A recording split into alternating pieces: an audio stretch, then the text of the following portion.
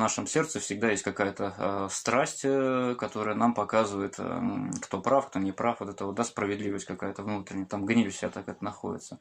Поэтому святые отцы, чтобы это уничтожить, они приводят разные степени помощи нам. Первое – бег и смущение.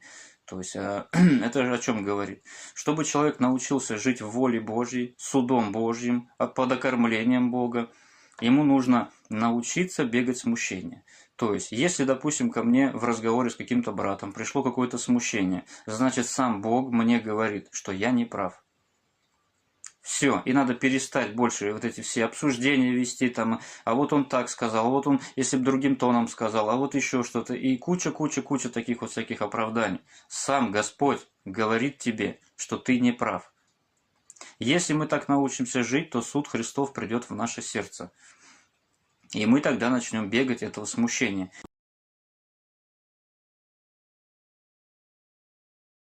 Чтобы научиться жить в воле Божьей, мы должны научиться видеть над собой суд Христов.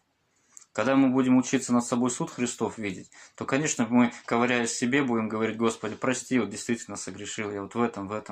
Даже если что-то я не понимаю, Господи, я принимаю Твой суд надо мной и принимаю полностью, без всяких отговорок и оправданий. Прости меня, если Тебе будет угодно, Богу моему, подскажи мне, в чем я согрешил, что я сделал не так, чтобы исправиться мне, чтобы Тебя, Бога моего, Духа Твоего Святаго, не опечаливать, не распинать, Господи, Сына Твоего опять на Христе своими грехами, быть лучше, чище и так далее.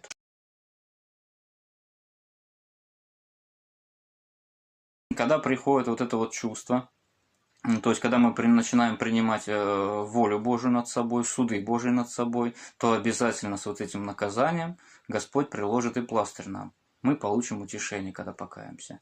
И вот если мы начнем так жить, у нас будет вот это наказание все сильнее чувствоваться, и утешение все сильнее чувствоваться. Понимаете? Вот это и есть плоды. Это и есть то, к чему нам нужно идти. Это и есть живое общение со Христом Богом нашим, который говорит, что кого люблю, того наказываю. То есть, да, и мы привыкли видеть наказание Бога со внешней стороны, что идет, но нам надо внутренне смотреть. Если мы внутренне научимся смотреть, то есть мы будем православными людьми. Вот тогда к нам придет чувство, понимаете? Придет страх Божий.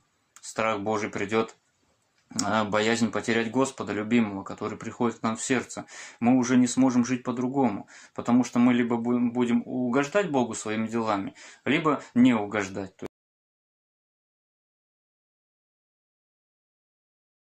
Господу угодно, чтобы мы всегда себя укоряли во всем.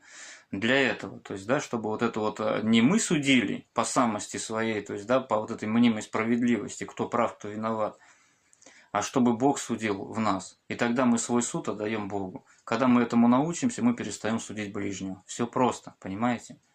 Вот этот суд Христов должен прийти в наше сердце. Это самая главная, первая ступень у всех православных людей. Если мы это не проходим, если мы это перешагиваем, переступаем и начинаем приобретать монашество, послушничество, патриаршество, епископство, священство, неважно что, это есть прелесть. Потому что это есть вынуть у нас из-под ног саму суть православия, само живое единение со Христом, Его наказанием, Его утешением.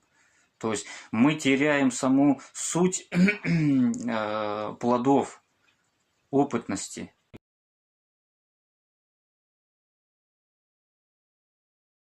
Бывают какие-то ситуации, допустим, приходит помысл, что кто-то там, к примеру, плохое что-то скажет за меня, и раз что-то в сердце ёкнуло, такое, да?